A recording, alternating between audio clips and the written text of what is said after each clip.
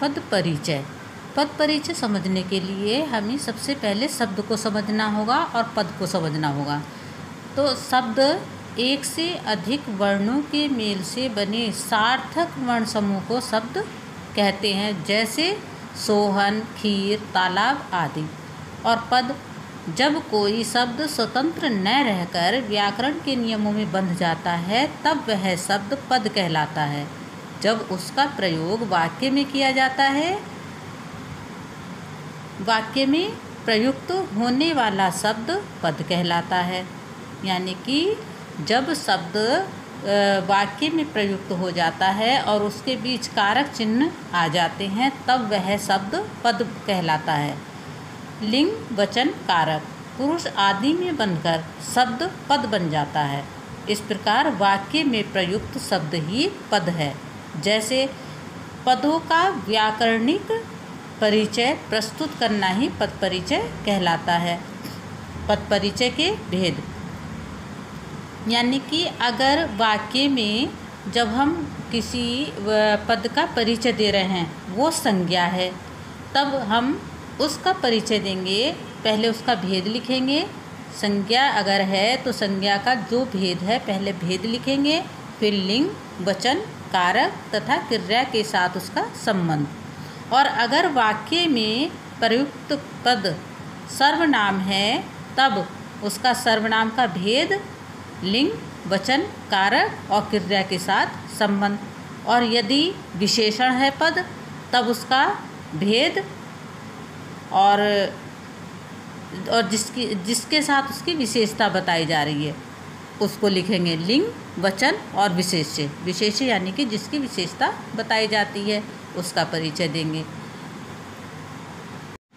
क्रिया भेद, यानी कि अकर्मक क्रिया है, सकर्मक है, प्रेरणार्थक क्रिया, समस्त संयुक्त नामिक क्रिया, पूर्वकालिक और मिश्र आदि, ये सब क्रिया के भेद हैं। लिंग, वचन, पुरुष, धातु, कालवाच्य, प्रयोगकर्ता व कर्म का संकेत। यानी कि अगर हमें क्रियापद का परिचय देना है तो हमें ये सब लिखना होगा। अब है 5 नंबर पर क्रिया विशेषण। यदि पद क्रिया विशेषण है तो हमें उसका भेद लिखना होगा। रीतिवाचक है, स्थानवाचक है, कालवाचक है या परिमाणवाचक है, तथा उस क्रिया का उल्लेख जिसकी विशेषता बता रहा है। फिर है समुच्चय बोधक। और बच्चों ये जो हमारे 4 तो विकारी हैं शब्द हैं, यानी कि संज्ञा, सर्वनाम, विशेषण, क्रिया, और 4 अविकारी हैं जो किसी भी परिस्थिति में परिवर्तन नहीं करते। क्रिया विशेषण, समुच्चय, संबंध और विस्मयादिबोधक, ये हमारे अविकारी शब्दों में आते हैं। अब नेक्स्ट है आपका समुच्चय बोधक।